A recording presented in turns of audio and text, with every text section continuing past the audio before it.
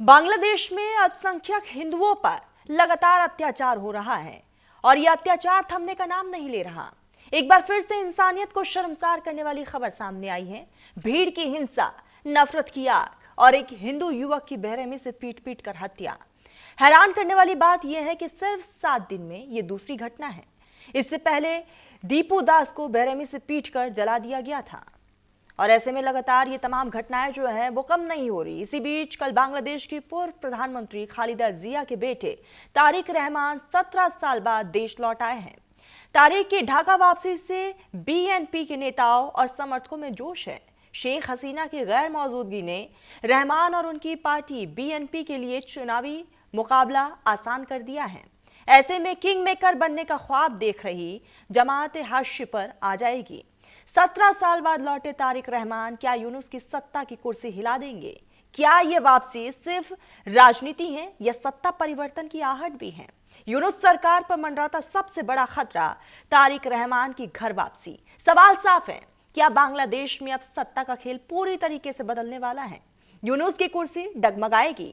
तारिक रहमान के समर्थक सड़कों पर ताकत दिखा रहे हैं। क्या यही है बांग्लादेश की अगली सियासी पटकथा? बांग्लादेश में सत्ता का संग्राम शुरू हो चुका है। दरअसल बांग्लादेश में बीएनपी बड़ी पार्टी और शेख हसीना की पार्टी चुनावी यहां पर बैन है चुनाव में, और ऐसे में बीएनपी बड़ी पार्टी के रूप में नजर आ रही है। सवाल यह है कि क्या तारिक रहमान के सत्ता के आने के बाद हिंदुओं पर अत्याचार बंद होंगे? रहमान हिंदुओं के हक में आवाज उठाएंगे या फिर हिंदू पर अत्याचार यूं ही होता रहेगा? ऐसी कई सवाल जो है जहन में इस वक्त जरूर है, लेकिन बदलती बांग्लादेश की तस्वीरें जो हैं कहीं ना कहीं लोगों में चिंता खड़ा कर रही है। तमाम वो तस्वीरें सामने आ रही है कि किस तरीके से हिंदुओं को निशाना बनाया जा रहा है। तो वही अभिनेत्री जानवी कपूर ने बांग्लादेश में अल्पसंख्यकों पर हो रही हिंसा की कड़ी निंदा भी की है। उन्होंने सोशल मीडिया पर पोस्ट कर दीपू चंद्र दास की मॉब लिंचिंग का जिक्र करते हुए कत्लेआम करार दिया। जानवी ने लोगों से अपील करते हुए कहा है कि इस मुद्दे पर जानकारी ले, सवाल उठाए और सांप्रदायिक भेदभाव का विरोध करें। जानवी कपूर ने अपने इंस्टा स्टोरी में लिखा कि दीपू चंद्र दास ये कत्लेआम है और ये कोई अकेली घटना नहीं है। अगर आपको उसकी बेरहमी से मॉब लिंचिंग के बारे में नहीं पता तो इसके बारे में पढ़े, वीडियो देखे, सवाल पूछे। अगर इन सब के बाद भी गुस्सा नहीं आता है तो ये गलत है और दोहरा व्यवहार है जो सबके लिए खतरनाक है। बांग्लादेश में जो हो रहा है वो देखकर अगर आपको गुस्सा नहीं आ रहा तो ये ठीक इसी तरह का दोहरा व्यवहार है जो हम सबको खत्म कर देगा।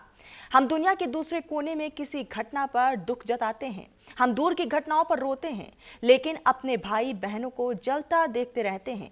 किसी भी तरह का सांप्रदायिक भेदभाव और कट्टरपन, चाहे हम पीड़ित हो या आरोपी, हमें इसकी बुराई करनी चाहिए। तो जानवी कपूर एक्ट्रेस की तरफ से बकायदा इंस्टाग्राम पर ये पोस्ट शेयर किया गया है और कई तरह के रिएक्शन जो है लगातार सामने आ रहे हैं। बांग्लादेश में जो हालात बने हुए हैं उन तमाम हालातों को ध्यान में रखते हुए हिंदुस्तान के भी कई राज्यों में विरोध का इजहार किया जा रहा है। हमारे साथ एक खास पैनल जुड़ चुका है। सबसे पहले मैं तारुफ करवा दूं, महामंडलेश्वर स्वामी शैलेशानंद गिरी वैदिक स्कॉलर हैं, बहुत स्वागत है आपका। अरविंद सिंह तेजावत विदेश मामलों के जानकार हैं। एडवोकेट शोएब सिद्दीकी मुस्लिम स्कॉलर हैं। राज बिहारी वरिष्ठ पत्रकार हैं। आप सभी का बहुत बहुत इस्तकबाल है, बहुत स्वागत है आपका। सबसे पहले तो महाराज साहब मैं आपके पास ही आऊंगी। लगातार हम देख रहे हैं कि किस तरीके से बांग्लादेश में हिंदुओं को निशाना बनाया जा रहा है। एक घटना हुई, एक हफ्ते बाद एक और घटना हो गई। कहीं ना कहीं मन को विचलित करने वाली वो तमाम तस्वीरें हैं। देखिए, पूरा साल आप देखेंगे, ये जो पूरा साल अंत की ओर आया, 1 जनवरी से लेकर के अभी तक बांग्लादेश के अंदर निरंतर रूप से टारगेटेड क्राइम हो रहा है, यानी हिंदुओं के ऊपर निशाना साध करके अत्याचार हो रहा है। ये बिल्कुल निरंतर धार्मिक ही नहीं कहे, बेहद कुत्सित राजनीतिक साजिशें हैं जो कि अमानवीय है। अभी हम इसको देख रहे हैं, मामला हास्यास्पद है कि आपको किसी को नहीं है तो आप एक प्रयास कर रहे हैं कि ये साबित करें कि भाई उसने कोई अपराध करा है तो भीड़ ने नहीं करा। कि भीड़ तंत्र को किस तरीके से किया जाएगा मुझे नहीं मालूम। मैं तो बल्कि ये कहूंगा कि वहां के जो प्रधान हैं उनको तो नोबेल पुरस्कार है ना गरीबी उन्मूलन का। मुझे लगता है उनका गरीबी उन्मूलन तो उनका नोबल करना चाहिए, वापस ले लेना चाहिए, क्योंकि वाकई में शर्मनाक है। बिल्कुल बिल्कुल, और ऐसे में शर्मनाक की पूरी घटना है। अरविंद साहब, मैं आपके पास ही आऊंगी। बांग्लादेश में जो चल रहा है इस पर चिंता का इजहार बार बार किया जा रहा है, हालात सबसे ज्यादा खराब है, किस नजर से आप देखते हैं? एक भारत की नजर से देखें तो ये भारत के लिए उपयुक्त नहीं है, क्योंकि एक कमजोर सरकार वाले बांग्लादेश में वहां पे आतंकियों का अड्डा बन सकता है। और जो भारत में जो पूर्व की ओर से जो चुनौती पैदा हो सकती है, पश्चिम से तो पहले ही चुनौती है पाकिस्तान की ओर से। दूसरी बात यह कि सीमा है वो पूरी असुरक्षित है, क्योंकि तारबंदी ठीक से नहीं है और लोग काफी बड़ी संख्या में इधर आवाजाही कर सकते हैं। तो बांग्लादेश की आंतरिक उथल पुथल का असर भारत पर होना वाजिब है, तो भारत पे असर पड़ेगा, इसलिए यही चिंता का विषय है। जी ठीक है, तरन्नुम जी। ठीक है। शोएब साहब, मैं आपके पास ही आऊंगी। इस्लाम में कई चीजों का जिक्र है, इस तरीके से किसी को सरेआम मार देना, इसका तो जिक्र नहीं है। इस्लाम तो इंसानियत सिखाता है। शोएब साहब। बिल्कुल। जी जी बिल्कुल तरन्नुम जी, आपने बिल्कुल हकीकत बात कही है कि इस्लाम जो है मोहब्बत सिखाता है। लेकिन तरन्नुम जी देखिए, यहाँ पर जो है बांग्लादेश में सियासत चल रही है। अगर आप देखिए तो शेख हसीना जी जब वहां उनका तख्ता पलटा गया तो वो किस हालात में उन्होंने मुल्क छोड़ा, उसके बाद उनको कहीं भी जगह नहीं मिल रही थी। लेकिन हमारे हिंदुस्तान के वजीर आजम नरेंद्र मोदी जी ने उनका खैर मकदम किया और आज भी वो हिफाजत हिंदुस्तान में है। तो वहां पे आप देखिए, जो शेख हसीना जब यहाँ पे है तो जाहिर है खालिदा जिया जो वहां पे मौजूद है वो उनकी विपक्ष है, आप भी जानती हैं, जैसे यहाँ कांग्रेस बीजेपी। और इंसान जंग और मोहब्बत में हर चीज जायज होती है, ऐसा इलेक्शन में भी मामला वहां पे होता है। तो खालिदा जिया जो है वो चाहती है कि वक्त आने में जो फरवरी में इलेक्शन हो वहां पर वो इकरार में आ जाए। यूनुस से वो शोएब समझौता कर साहब, रही है। जंग और में फिर सब कुछ जायज होता है, चुनाव में भी मैं सब कुछ जायज होता है, लेकिन मैं किसी हिंदू को निशाना बनाना ये तो जायज नहीं है। मैं उसी पर आ रहा हूँ, मैं उसी पर, एक सेकंड, मैं उसी पर आना चाह रहा हूँ। तो आप देखिए खालिदा जिया जो है सियासत चल रही है, उन्होंने लड़के को बुला लिया, तारिक साहब को बुला लिया 17 साल के बाद, वहां पे जश्न मन रहा। आप देखिए वो जो है जुल्म ढा रही हिंदू भाइयों पर, पर्दे पर्दे ढा रही है कि शेख हसीना यहाँ आराम कर रही है। तो मेरी गुजारिश मुल्क के वजीर आजम नरेंद्र मोदी जी से रहेगी कि इस पर सख्त सख्त फैसला किया जाए, क्योंकि हम जो है हिंदुस्तानी है, मेरा हिंदू भाई हो चाहे मुसलमान भाई हो, अगर शोएब सिद्दीकी फिलिस्तीन पर जुल्म होता है तो मैं इसराइल की मुखालफत करता हूं। अपने प्रधानमंत्री से भी रिक्वेस्ट करता हूं कि आप इसराइल पर हमला करिए, उनसे बात करिए। उसी तरह मेरी गुजारिश रहेगी मुल्क के वजीर आजम से कि आप बांग्लादेश पे सख्त से सख्त कार्रवाई करिए, उनसे फौरन बात करिए, क्योंकि खालिदा जिया जो है वहां पे मेरे हिंदू भाइयों जुल्म ढा रही है सिर्फ सियासत पाने के लिए। अगर तरन्नुम जी आप ये देखिएगा, ये हकीकत है, क्योंकि यहाँ पे शेख हसीना यहाँ पे मौजूद है। शेख हसीना खुद कह रही है कि मैं यहाँ पर बहुत सेफ हूँ, दुनिया में अगर सबसे ज्यादा मुसलमान कहीं सेफ है तो हिंदुस्तान में सेफ है। तो खालिदा जिया इसमें पसे पर्दा काम करवा रही है, हिंदू भाई जुल्म करवा रही। अभी आप देखिए, अभी आप ही ने बताया, अभी पिछले हफ्ते देखिए जो है एक हिंदू भाई को जला के मार दिया गया, फिर आप पीट पीट के उसको मारा। तो मेरी गुजारिश मुल्क के वजीर आजम से रहेगी, बार बार मैं आपसे बात कह रहा हूं, और हिंदुस्तान का मुसलमान आपके साथ है, हमेशा रहेगा। सियासी लोग छोड़कर, क्योंकि सियासी लोग क्या होते हैं, अपने इख्तिदार में आने के लिए, कुर्सी पाने के लिए और पिक्चर बने रहने के लिए कोई ना कोई निगेटिव सोच छोड़ते हैं। लेकिन मैं उन मुसलमानों में से नहीं हूं। मेरे हिंदू भाई जो है वो अक्सरियत में ज्यादा है, वो मेरे राम है, मैं सेकंड नंबर में, मैं उनको लक्ष्मण हूं। मैं मुखालफत करता हूं, मैं कोशिश करता हूं कि, और दुआ भी करता हूं, और मुल्क के वजीर आजम नरेंद्र मोदी जी से और जो हमारे गृह मंत्री अमित शाह है, जो सख्त फैसले जाने जाते हैं, कि फौरन वो वहां पर बातचीत करें और इस तरह कार्रवाई रोकें, वरना इसका अंजाम मैं समझता हूं बांग्लादेशियों को यहाँ पे बहुत भुगतना पड़ेगा। और जिसलिए मैं अपने हिंदुस्तान के साथ रहूंगा। हिंदुस्तान का कोई भी नागरिक किसी भी दुनिया में कहीं भी मुल्क में रहे, वो मेरा भाई है, इसलिए मैं उसके साथ हूं, इसलिए मैं पुरजोर मुखालफत करता हूं। और आप तो मुखालिफत कर रहे हैं, लेकिन अभी भी कई मुस्लिम ऐसे संगठन हैं जो सामने भी नहीं आए हैं, उनकी तरफ से कुछ भी बयान नहीं दिया गया है। अगर यही किसी मुस्लिम के साथ होता तो शायद आप सब सड़कों पर होते हैं। आऊंगी मैं आपके पास, राज बिहारी साहब, मैं आपके पास ही आऊंगी। अब लगातार हम देख रहे हैं कि तख्ता पलट बांग्लादेश में आखिर चल क्या रहा है। क्या तारिक रहमान हिंदुओं पर जुल्म को कम कर सकते हैं अगर वो सत्ता में आएंगे तो? क्योंकि जिस तरीके से उनका इस्तकबाल हुआ है वो तस्वीरें जग जाहिर हैं। देखिए, बांग्लादेश में कोई भी सरकार आए वहां पर हिंदुओं का पलायन और उनकी हत्या लगातार जारी रहेगी, क्योंकि हमने शेख हसीना की भी सरकार देखी। शेख हसीना की सरकार के दौरान भी लगातार मंदिरों पर हमले हुए, हिंदुओं पर हमले हुए, वहां से उन्हें भागना पड़ा। हाँ, हर साल 2.25 लाख हिंदू बांग्लादेश से कम हो रहे हैं। 1971 से देखें तो 25 लाख से ज्यादा हिंदू बांग्लादेश में मारे गए हैं। सरकार कोई भी आए वहां हिंदुओं का कोई भला नहीं होने वाला है। दूसरी बात यह है कि जो राजनीति हमारे देश में हो रही है उसकी वो भी एक बड़ी वजह है। अभी हमने देखा कि बांग्लादेश में हिंदुओं पर हमले हुए, हिंदुओं की हत्या हुई, कई जगह धरना प्रदर्शन किए गए। अगर हम पश्चिम बंगाल की बात करें तो वहां की सरकार तो धरना प्रदर्शन करने वालों को ही जेल में बंद कर रही है, उन पर मुकदमे बनाए जा रहे हैं। अगर आप बांग्लादेश में हिंदुओं पर जो अत्याचार हो उसके खिलाफ कोई अगर सड़कों पे उतरता है, बांग्लादेश के उच्चायोग के दफ्तरों पे प्रदर्शन करता है, तो उन पर ही आप मुकदमे दर्ज कर रहे हैं। तो ये क्या दोहरी राजनीति है? पश्चिम बंगाल में तृणमूल कांग्रेस एक तरफ मांग कर रही है कि वहां हिंदू अत्याचार हो रहे हैं और भारत सरकार चुप बैठी है, दूसरी तरफ कोई धरना प्रदर्शन कर रहा है तो उसको बंद कर दे रहे हैं, उन्हें आप प्रदर्शन करने की कोई अनुमति नहीं दे रहे हैं। तो ये हमारे जो देश के नेताओं का जो दोहरा चरित्र है वो हिंदुओं की बड़ी हत्या का कारण बन रहा है। वहां हिंदुओं की लगातार पलायन हो रहा है। 1951 में हिंदुओं की आबादी 22% जो घटकर 8% से भी कम रह गई है। तो वहां हिंदुओं का लगातार पलायन हो रहा है, हिंदुओं की हत्या आपने तो फिर भी एक प्रतिशत यहाँ पे ज्यादा बता दिया, 7 ही है वो 2022 के आंकड़ों के हिसाब से। हाँ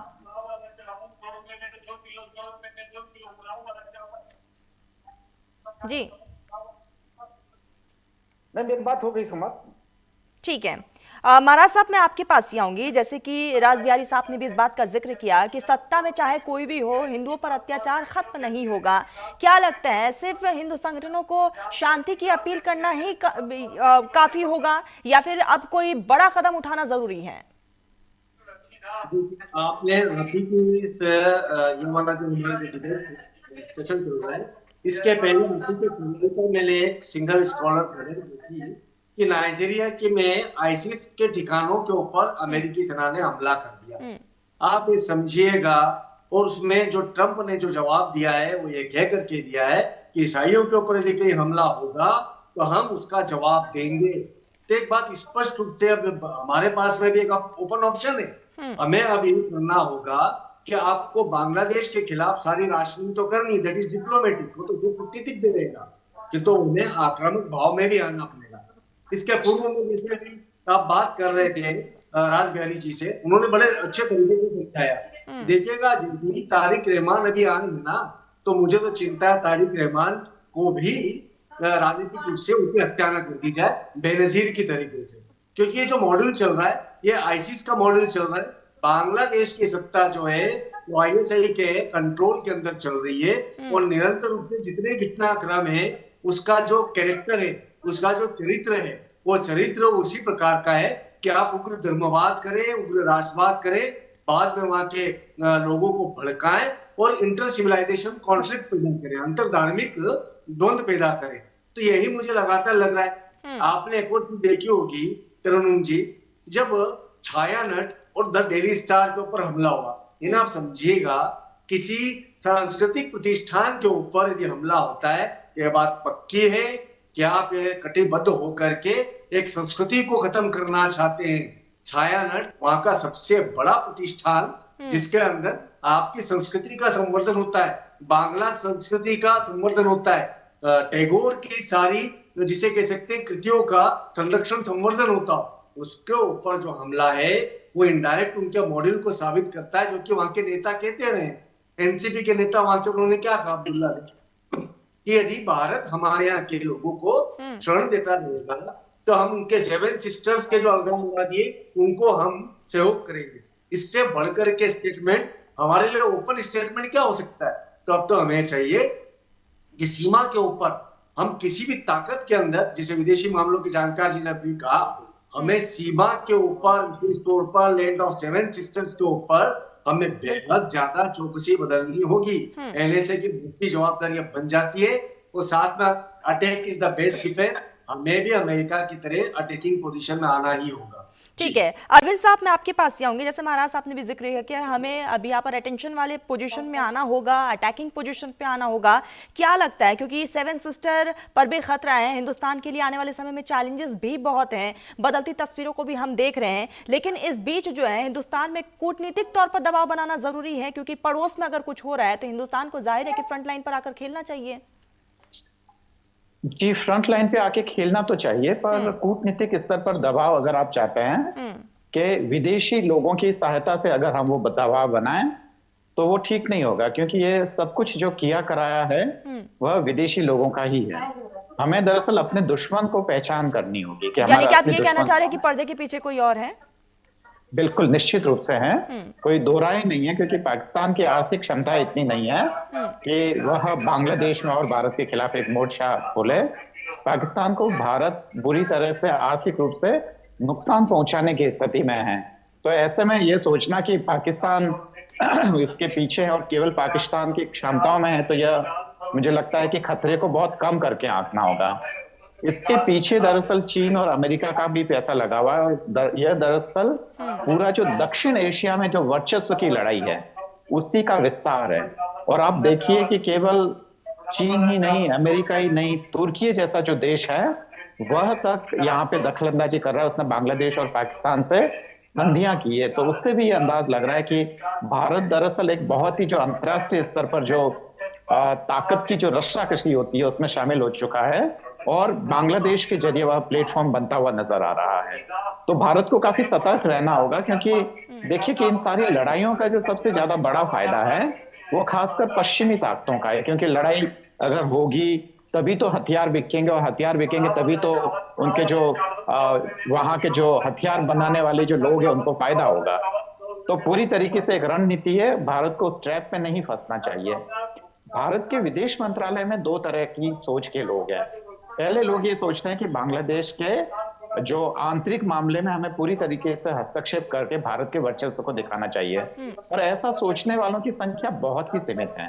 जो ज्यादातर जो डिप्लोमेट्स हैं वो ये सोचते हैं कि बांग्लादेश के आंतरिक मामले में हमें सीधा सीधा हस्तक्षेप नहीं करना चाहिए, नहीं तो बांग्लादेश के वे लोग जो कि भारत के पक्ष में है, ऐसा नहीं है कि खाली हिंदुओं की हत्याएं हो रही है, वहां तो जो खासकर जो अवामी लीग के कार्यकर्ता है उनकी भी हत्याएं हो रही है, और जो खासकर ब्यूरोक्रेसी के जो बहुत सारे जो पुराने लोग हैं उन पे भी हमले हो रहे हैं, वहां के जजों पे हमले हो रहे हैं। तो तमाम चीजें हैं, तो ऐसा नहीं है कि खाली हिंदू हिंदू पे हो रहे हैं। तो हमें दरअसल अपने असली दुश्मन की पहचान करके हमें ये करना होगा कि हम या तो पूरे ही बांग्लादेश को अपने खिलाफ खड़ा कर देंगे, तो ये होगा कि हमारे जो चैलेंजेस है वो दोनों ही तरफ से बढ़ जाएंगे, पूर्व में और पश्चिम में। पर भारत की क्षमताएं है उस लायक कि वह संभाल सकता है। एक बहुत ही काफी शर्मिंदगी भरा लगता है जब हमारे यहाँ के स्कॉलर सिलीगुड़ी कॉरिडोर को चिकन नेक बोलते हैं। ये दरअसल वेस्ट का दिया हुआ है कि वो भारत को चिकन समझता है और उसको चिकन नेक बोलता है। तो काफी लोगों ने तो इसको करेक्ट किया है, पर मीडिया में क्योंकि ये फ्रेज पॉपुलर हो गया है, भारत एक बहुत महाशक्तिशाली हाथी है, उसकी नेक को या उसकी गर्दन को दबाना इतना आसान नहीं है। और सिलीगुड़ी कॉरिडोर तो सोच लीजिए चीन के भी बस का नहीं है, बांग्लादेश तो उसके सामने उसकी तो क्या औकात ही क्या है। तो हमारे पूरी तरीके से नॉर्थ ईस्ट में जो खासकर सेवन सिस्टर्स की जो स्वामी जी ने बात की वो बिल्कुल सही कहा है उन्होंने। उनका कल्चर वगैरह हर तरीके से देखें तो वो भारत से काफी समानताएं रखता है, और इस पूरे रीजन को संभालने के लिए मुझे लगता है कि अभी बेहतर यही होगा कि हम इंतजार करें। जो तारिक रहमान साहब जिनका जिक्र किया है उन्होंने भारत के पक्ष में भी बयान जारी किए हैं, उनकी माँ जो शेख खालिदा जिया है उन्होंने भी पहले बयान जारी किए थे। और वर्तमान जो यूनुस साहब हैं वो दरअसल कठपुतली है, उनकी कोई ताकत नहीं है कि वहां की कट्टरपंथियों के सामने कुछ बोल सके, न वहां की जनता के वो नेता है न नुमाइंदे हैं किसी भी तरह से। तो इसलिए उनसे संभल ही नहीं रहा है, ब्यूरोक्रेसी उनके यानी कि कट्टरपंथी के इशारों पर मोहम्मद यूनुस काम कर रहे हैं। आऊंगी मैं आपके पास, आऊंगी मैं आपके पास। राज बिहारी साहब मैं आपके पास ही आऊंगी। जमात, यूनुस और रहमान, आखिर बांग्लादेश में किसकी सरकार बनेगी और क्या लगता है कितना बड़ा एक तब्दीली जो है वो राजनीतिक तौर पर देखने को मिल सकता है बांग्लादेश में? देखिए, बीएनपी के रहमान निश्चित तौर पे वहां पर नए प्रधानमंत्री के तौर पर उभर कर सामने आ रहे हैं। जिस तरह से उनका कल वहां पर स्वागत हुआ है उससे भी लगता है कि जनता का झुकाव उनकी तरफ होगा। लेकिन जमात जिस तरह से जमात के नेता प्रतिक्रिया जाहिर कर रहे हैं उनके पाक बांग्लादेश लौटने पर, ये भी माना जा रहा है कि उनकी दूरी तय है, उनकी दूरी बढ़ेगी तो ऐसे में जमात की तरफ से हो सकता है उनकी पार्टी पर भी हमले हों। लेकिन दूसरी सबसे बड़ी बात है कि अवामी लीग को वहां पर चुनाव लड़ने पर रोक लगा दी गई है, एक नई पार्टी बनी है। लेकिन जिस तरह से वहां पर लगातार हमले हो रहे हैं, ये बात सही है कि मुस्लिम भी मारे जा रहे हैं। अब अवामी लीग के बहुत सारे कार्यकर्ता मारे गए हैं। जिस दिन शेख हसीना को सत्ता से हटाया गया उसी दिन 400 से ज्यादा लोग मारे गए थे। तो लेकिन वहां पर जिस तरह से हालात बन रहे हैं, अगर एक वर्ग ये भी मान रहा है कि ये यूनिस सरकार नहीं चाहती, जो अंतरिम सरकार है, कि वहां चुनाव जल्दी से जल्दी चुनाव हो, तो हालात ये इसलिए भी बिगाड़े जा रहे हैं कि ज्यादा हालात बिगड़ जाए तो चुनाव ना हो और अंतरिम सरकार ही वहां पर कामकाज संभालती रहे। तो जैसे तेजाब जी ने कहा कि ये सब वहां कठपुतली बने हुए हैं, असली खिलाड़ी कोई और है। तो ये भी बात सामने लाने वाली बात है कि भाई किस किस का वहां इंटरेस्ट है, कौन कौन वहां पर स्थिति बिगाड़ने के लिए जिम्मेदार है। दूसरी बात है कि अच्छा बिहारी साहब, क्योंकि अरविंद जी ने भी जिक्र किया इस बात का कि इसके पीछे विदेशी ताकतें हैं, क्या आपको भी लगता है कि वाकई अमेरिका और चीन है इसके पीछे? तो निश्चित तौर पर वहां पर जो बड़ी ताकतें हैं उनकी वहां पर पहले से ही दिलचस्पी रही है और पूरा जो सत्ता से बेदखल करने का काम था उसमें चीन और पाकिस्तान का हाथ था। शोएब जी, आप अपना बैकग्राउंड आवाज जो है उस नॉइस को प्लीज कम करिएगा क्योंकि डिस्टर्बेंस क्रिएट कर रहे हैं। जी, आप अपनी बात कंप्लीट करिएगा।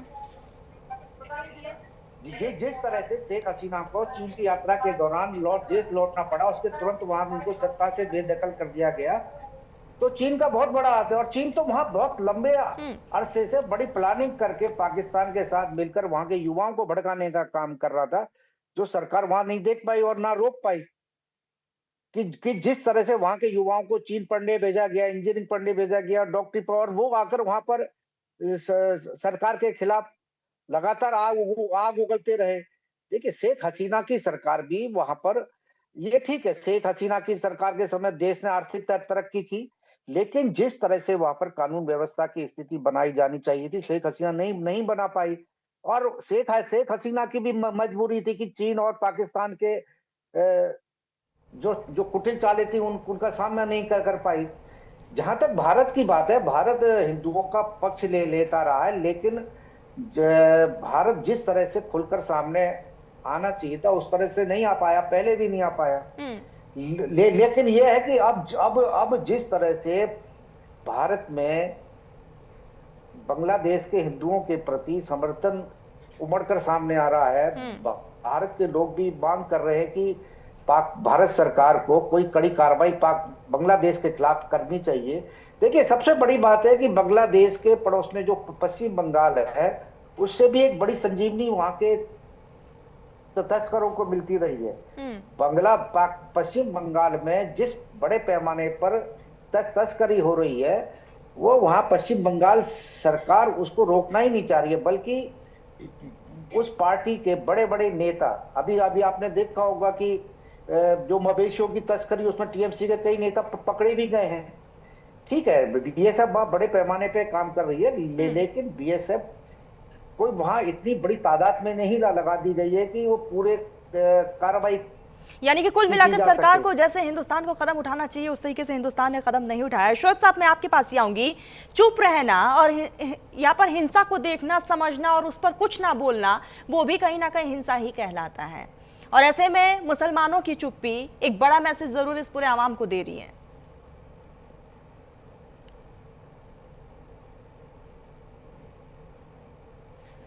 शोएब साहब, आपकी आवाज नहीं पहुंच रही, ऑडियो अनम्यूट करिएगा। जी, देखिए तरन्नुम जी, बिल्कुल सही बात आपने कही है। अगर किसी पे जुल्म हो रहा है और हम खामोश बैठे हैं या वहां से हट जा रहे हैं, तो जाहिर सी बात उस कत्लेआम शख्स के साथ मैं बराबर का हिस्सेदार माना जाता हूं। अगर आप खामोश बैठे हैं, खामोश नहीं बैठना चाहिए। देखिए, मैं बार बार ये बात कहना चाह रहा हूं कि वहां जो शेख हसीना और खालिदा जिया है, इनकी जंग हमेशा चलती है। अगर आप तारीख उठा के देख लें तो खालिदा जिया जाहिर सी बात जुनूस जो है, जाहिर सी बात काट कोल्लू है, उसमें कोई दो राय नहीं है। तो उसके साथ मिल के इस तरह का अंजाम पहुंचा रही हैं। और जो आप देखिएगा बांग्लादेश का हाल जो आप देख लीजिएगा, आने वाले वक्तों में पाकिस्तान से बुरा हाल हो जाएगा, आप देख लीजिएगा। तो चूंकि हम आप बैठ के एक बात कर रहे हैं, लेकिन हमारे जो वजीर आजम नरेंद्र मोदी जी हैं इस पर नजर रखे होंगे, ऐसा नहीं पल पल की नजर रखे हैं वो, लेकिन वो चूंकि मुल्क का मामला है तो जाहिर बात सोच समझ के कदम उठाने वाली बात यहाँ पर आएगी। और अभी अभी भाई साहब ने बहुत अच्छी बात कही थी कि ममता बनर्जी वाली बात कही थी कि वहां पे वो हो रहे हैं। तो देखिए होता क्या, ममता बनर्जी देखिए हिंदुस्तान में या अपने बंगाल में तो उछल फान कर सकती हैं, जब दूसरे मुल्क का मामला आता है तो वहां पर उनकी कोई हैसियत ही नहीं है। और जहां तक हमारे बॉर्डर जो है वो बहुत सख्त है, अगर कोई चुपचाप निकल भी आता है तो उसमें जांच चल रही है, आप देख रहे हैं एसआईआर चल रहा है, उसमें बाहर निकाला जाएगा। लेकिन मेरी गुजारिश फिर मैं बार बार आपसे कहूंगा, क्योंकि मेरा हिंदू भाई वहां पे बहुत परेशान है कि उनके आपसी झगड़े चल रहे हैं। अभी आपने कहा शेख हसीना का जब तख्ता पलटा गया तो वहां पे 600-700 लोग, 800 लोग, 1000-2000 लोग मार दिए गए। ठीक है, जाहिर पलटा के तो मारे जाएंगे, तो उसमें आप उसका खामियाजा मेरे हिंदू भाई थोड़ा दे देंगे। जिस तरह आप हिंदू भाइयों को निशाना बना रहे हैं, तो आप कम से कम, हिंदुस्तान ने हमेशा आपको लब्बैक कहा, हमेशा आपको तरजीह दी, कोई भी वजीर आजम रहा हो, चाहे हमारे राजीव गांधी से भी आप ले ले, इंदिरा गांधी के बाद से आप ले ले, तो मनमोहन सिंह जी हैं, मोदी जी हमारे देखिए इतना बड़ा फैसला लिया। एक हिंदू भाई ने, तनु ये बात बताता चलूं कि जब हमारे प्रधानमंत्री नरेंद्र मोदी जी ने जब शेख हसीना को हिंदुस्तान में शरण दी, जब वो पूरी दुनिया में उनको नहीं मिल रही थी, तो मैं बहुत खुशकिस्मत हूं इस बात को कहने के लिए कि हिंदुस्तान में एक हिंदू भाई ने भी इसकी मुखालफत नहीं की कि शेख हसीना को हिंदुस्तान में न रखा जाए। मोदी जी की मुखालफत नहीं की, सबने लेग बैक कहा। तो आज चाहिए कि मेरे जितने बड़े बड़े आलिम है, जितने बड़े सियासी लीडर मुसलमान है, वो मंदिर आम पर आकर बाइट दे, अगर बाइट से गुरेज करते हैं तो एक डिबेट देके उसको सोशल मीडिया में डालें कि मैं इसकी मुखालफत करता हूं। और प्रधानमंत्री से जब अगर 100 हिंदू भाई कह रहे हैं उसका असर कम लगेगा,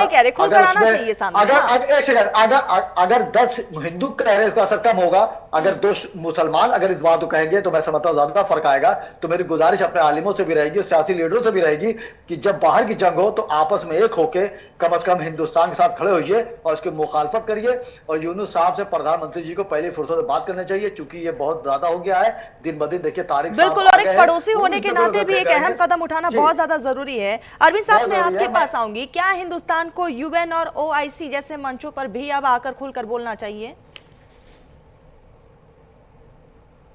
तरन्नुम जी, ये सवाल मुझसे है। जी अरविंद जी, आपसे। जी बिल्कुल, यूएन जैसे मंच है वो काफी कमजोर हो चुके हैं, क्योंकि जब से एक दूरिया विश्व व्यवस्था की शुरुआत हुई है, ऐसे में कम से कम विश्व मंचों से तो कोई उम्मीद ही नहीं की जा सकती। और अगर वो कोई बयानात जारी भी कर लेता है तो उसको कोई भी सीरियसली लेने वाला नहीं है, क्योंकि यूएन सेक्रेटरी ने तो बांग्लादेश की स्थिति को लेकर लगातार बयान जारी किए हैं और लगातार किए हैं। ये अलग क्योंकि बात सर मानव अधिकार से जुड़ा ये पूरा मामला है और मुझे लगता है कि आना चाहिए खुलकर। जी बिल्कुल, यूएन ने तो समय समय पे बयान जारी किए हैं और ये वेस्टर्न मीडिया में भी आया है, भारत की मीडिया में थोड़े से उनके बयानों की चर्चा कम हुई है।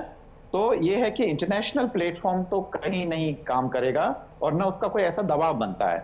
हाँ, भारत जरूर दबाव बना सकता है, क्योंकि बांग्लादेश की जो अंतरिम सरकार जिस तरीके से यह व्यवहार कर रही है भारत को, और वो कह रही है कि जो 1971 की लड़ाई में भारत का कोई योगदान नहीं था, तो सीधा सीधा ये कर सकती है कि भारत एक बहुत बड़ा बिल थमा दे। हमारे लगभग 2500 सोल्जर्स जो मारे गए थे बांग्लादेश को आजादी दिलाने में, हमारे इतने संसाधन काम में आए थे, तो सेना में दरअसल एक सोल्जर्स की कीमत की भी गणना होती है। हालांकि ये कमानवीय काम होता है, पर वो करते हैं। तो उस तरीके से सारा करके और जो मुआवजा दिया गया बांग्लादेश को, कह दे कि आप हमारा पैसा पूरा कर लीजिए, आपका एहसान खत्म। तो कम से कम ऐसे एक्सट्रीम स्तर पे जाया जा सकता है। पर दरअसल विदेश मंत्रालय में लोग बैठे हुए हैं, वो शांति से, धैर्य से अभी सत्ता परिवर्तन का इंतजार कर रहे हैं। और दूसरी बात यह कि अगर वो बहुत ज्यादा प्रतिक्रिया देंगे तो वहां रहने वाले जो हिंदू हैं उनकी सुरक्षा को खतरा हो जाएगा, क्योंकि ऐसी स्थिति में हम तो बयान देके हम तो बाहर निकल जाएंगे, हमारी सेनाएं तो वहां अंदर जा नहीं रही है और वो इतना आसान भी नहीं है। ऐसे में अगर बयान जारी करेंगे तो वहां के सारे जितने भी हिंदू हैं उनकी सुरक्षा को हम खतरे में डालने के अलावा और कुछ नहीं करेंगे। तो इसलिए सरकार काफी संभल कर काम कर रही है। एक सिद्दीकी साहब की मैं बात को थोड़ा सा डिफर करते हुए थोड़ा सा जोड़ना चाहूंगा कि पहली बात तो ये जो शेख हसीना को यहाँ शरण देना एक स्ट्रेटेजिक गलती थी, जो अब सरकार रियलाइज कर रही है। भारत सरकार को ये पता नहीं था कि ये मामला इतना बड़ा हो जाएगा। एक काम किया जा सकता था कि किसी तीसरे न्यूट्रल देश में भारत मदद कर सकता था उनको वहां भेजने के लिए, जैसे कि श्रीलंका के बारे में है या तमाम जो सत्ताएं परिवर्तित हुए हैं, भारत ने पर्दे के पीछे काम किया है। हमारे यहाँ के जो रॉ या वहाँ के जो जो हमारे जो मिशन है और वहाँ के जो डिप्लोमेट्स हैं, इन्होंने, ये अलग बात है कि मीडिया में वो तमाम चीजें नहीं आ पाई, पर भारत ने ये सारे काम किया है। तो वही काम शेख हसीना के लिए किया जा सकता था। तो एक फालतू का जो हम विवाद है, क्योंकि अब बीएनपी की सरकार बनेगी तो शेख हसीना की उपस्थिति हमारे लिए फिर भी वो परेशानी का सबब बनेगी। और ऐसे में हम दरअसल विदेशी ताकतों का जिसका हमने जिक्र किया, उनके लिए हम एक प्लेटफॉर्म पैदा कर रहे होंगे। अरविंद जी, क्योंकि जब शेख हसीना को हम अपने मुल्क में रख सकते हैं, तो मुझे लगता है कि बिल्कुल सामने आकर वहां पर जो हिंदुओं के साथ हो रहा है, जहां पर लोगों के साथ अत्याचार हो रहा है, उस पर भी तो फिर हम हिंदुस्तान खुलकर बोल सकते हैं। बोल सकता है। मैंने आपको बताया ना तरुण जी भी कि अगर हम बोलेंगे तो वहां के हिंदू जो है उनकी सुरक्षा को खतरा पैदा हो जाएगा। और सरकार यही संयम बरत रही है। सरकार बहुत कुछ कर सकती है। अगर मान लो वहां इंटरफेरेंस करें तो पाकिस्तान और जो चीन है वो वहां के उस जमीन में कूद पड़ेंगे। अभी भारत को विकास करना है, भारत को अभी बहुत आगे बढ़ना है। भारत में हमारे घरेलू स्तर पर भी हमें समरसता बनाए रखना है। अगर मान लो हम यहाँ समरसता नहीं बनाएंगे, भारत में अगर किसी तरीके का कॉन्फ्लिक्ट पैदा होता है तो हमें ध्यान देना होगा। दूसरी बात यह कि विदेश मंत्रालय या विदेश नीति का काम ममता बनर्जी जी का नहीं है, वो स्टेट का देखती है। और आप जानते हैं कि जो विदेश से संबंधित जितने भी जो फैसले होते हैं, इसलिए उनका तो कोई वैसे रोल भी नहीं होना चाहिए। सेनाएं जो बॉर्डर पर हैं वो भी पश्चिम बंगाल के अंडर में नहीं है। इसलिए मुझे लगता है कि फालतू को कि डिबेट में पश्चिम बंगाल सरकार को अंदर लाके उनको ज्यादा बड़ा बना के साबित करने का कोई फायदा नहीं है। न ममता बनर्जी देश के स्तर की इतनी बड़ी नेता हैं और न मुझे लगता है कि उनको इस पूरे मसले में घसीटा जाना चाहिए। एक दूसरी बात यह है कि जो अभी सिद्दीकी साहब ने कहा कि हिंदू और मुसलमान राम और लक्ष्मण है, तब भी लक्ष्मण कह के भी उन्होंने उनको सेकंड कैटेगरी का सिटीजन तो बना ही दिया ना। तो ये सब नहीं होना चाहिए।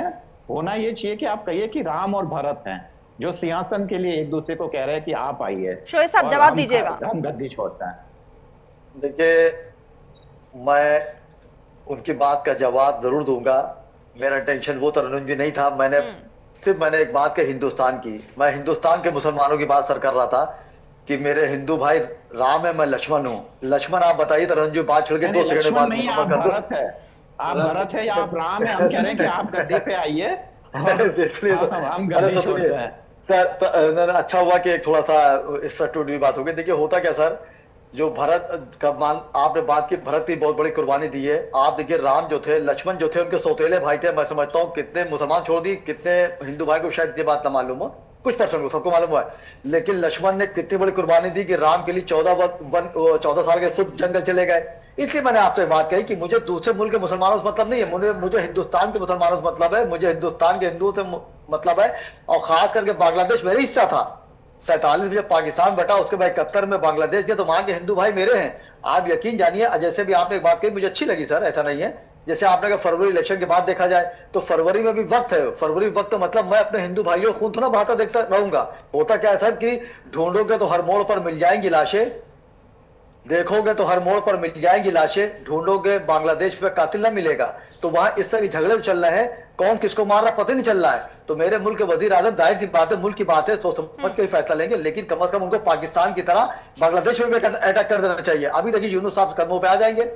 कम से कम उनको सिक्योरिटी चाहिए इस टाइम। जितने भी मेरे वहां पे हिंदू भाई बांग्लादेश में रह रहे हैं, 2 लाख 3 लाख या 1000 जो भी रह रहे हैं, अगर वो वहां की हुकूमत चाहे, ऐसा नहीं खालदा जिया और यूनुस बैठ कर चाहे तो उनको सिक्योरिटी दे सकते हैं, ऐसा वहां कमी नहीं है। लेकिन होता क्या है कि वो आपस के झगड़े में कहीं ना कहीं हिंदू को चोट पहुंच रही है, जो मुझे, मैं दिल से बात कह रहा हूं, मुझे पसंद नहीं है। मैं गुजारिश बार बार मुल्क के वजीर आजम से कहूंगा कि तारिक साहब आए, उनका वेलकम छोड़िए आप, वो भी गद्दी लेने आए, वो भी गद्दी लेना है। वो फरवरी के बाद अगर उनकी सरकार बनती है, वो बांग्लादेश के वजीर आजम बनते तो ठीक है, वरना फिर वापस चले जाएंगे। और शेख हसीना की ज्यादा बात आपने कही, तो मैंने पहले बात को कहा था कि हिंदुस्तान में आप देखिए कोई भी वजीर आजम रहा हो, उसने हमेशा नरम रवैया हमेशा अपनाया। और इसमें इसीलिए हमारे नरेंद्र मोदी जी ने शेख हसीना को यहाँ कर दिया कि मान न दी जाए।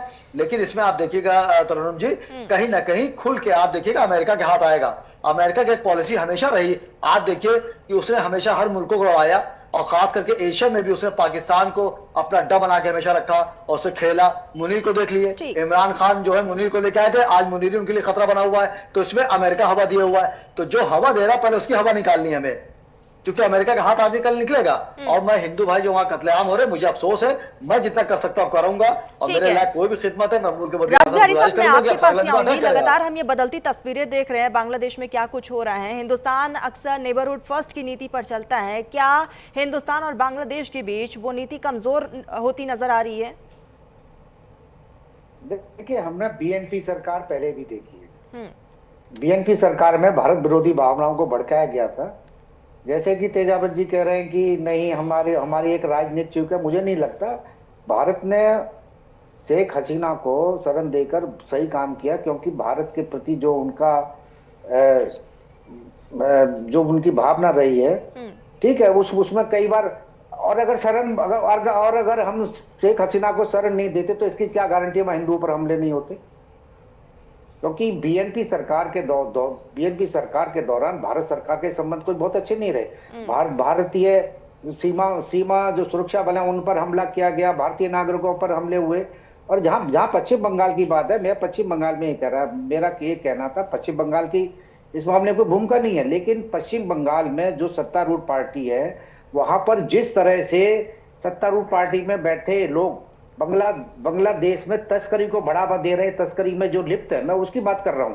ठीक है, उसकी कोई भूमिका तो नहीं है, लेकिन बांग्लादेश से आने वाले घुसपैठियों को जिस तरह से टीएमसी सरकार में या उससे पहले वाम मोर्चा की सरकार में भारत में आके शरण दी गई, उनको वोटर बनाया गया, ये भी तो एक बड़ा खतरनाक संकेत वहां पहले से मिलता रहा है। और जिस तरह से टीएमसी के नेता